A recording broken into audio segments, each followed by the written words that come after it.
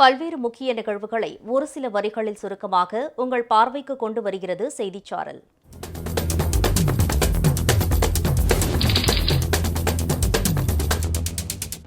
நாமக்கல் மாவட்டம் சேந்தமங்கலம் தொகுதி திமுக சட்டப்பேரவை உறுப்பினர் பொன்னுசாமி மாரடைப்பால் இன்று காலமானார். அவருக்கு வயது 74. 2 முறை சட்டப்பேரவை உறுப்பினராக பதவி வகித்த அவரது மறைவுக்கு முதலமைச்சர் ஸ்டாலின் உள்ளிட்டோர் இரங்கல் தெரிவித்துள்ளனர்.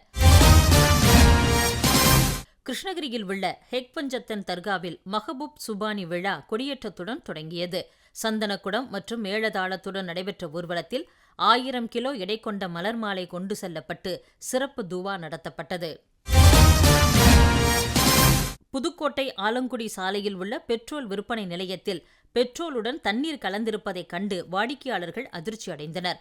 பெட்ரோல் சேமிப்பு கிடங்குக்குள் மழைநீர் கலந்ததால் இப்பிரச்சினை ஏற்பட்டதாக உரிமையாளர் பழனிவேலு தெரிவித்தார். பழுதடைந்த ஊர்திகளை சரி செய்து தருவதாக அவர் உறுதியளித்ததை அடுத்து வாக்குவாதம் முடிவுக்கு வந்தது.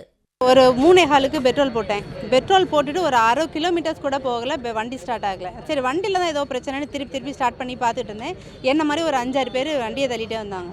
என்ன பிரச்சனைன்னு கேட்குறப்ப தான் சொன்னேன், இந்த மாதிரி வண்டி ஸ்டார்ட் ஆகலை அப்படின்னு. எங்களுக்கு அதே பிரச்சனை தாங்க, பெட்ரோல் போட்டதுக்கப்புறம் தான் அந்த பிரச்சனை இருக்குது, வாங்கன்னு சொல்லி அவங்க வந்து பார்த்தா இங்கே வந்தால் 30-40 வண்டி இங்கே நிற்கிது.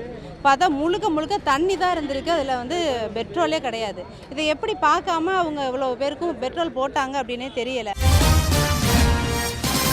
திருச்சி காஜாமலை பகுதியில் தமிழ்நாடு சுற்றுலா வளர்ச்சிக் கழகத்திற்கு சொந்தமான இடத்தில் SR குழுமம் சார்பில் நடத்தப்பட்டு வந்த உணவகத்துக்கான ஒப்பந்தம் முடிவுக்கு வந்ததை அடுத்து வருவாய்த்துறையினர் மூடி முத்திரையிட்டனர். தருமபுரி ஓட்டப்பட்டி ஏரிக்கரை பகுதியில் மழைநீர் சூழ்ந்திருந்த குடியிருப்பு பகுதிகளை பாமக சட்டப்பேரவை உறுப்பினர் வெங்கடேஸ்வரன் நேரில் சென்று ஆய்வு செய்தார்.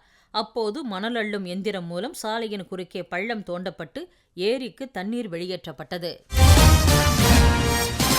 கொடைக்கானல் 5 வீடு அருவியில் கடந்த சில ஆண்டுகளாக 15க்கும் மேற்பட்டோர் தவறி விழுந்து உயிரிழந்ததாக கூறப்படுகிறது. இதை கண்டித்து கொடைக்கானல் சுற்றுலாத்துறை அலுவலகம் முன்பு பல்வேறு கட்சிகளைச் சேர்ந்த நிர்வாகிகளும் சமூக ஆர்வலர்களும் ஆர்ப்பாட்டத்தில் ஈடுபட்டனர். 5 வீடு அருவியை பாதுகாக்கப்பட்ட இடமாக மாவட்ட நிர்வாகம் அறிவிக்க வேண்டும் என அவர்கள் வலியுறுத்தினர்.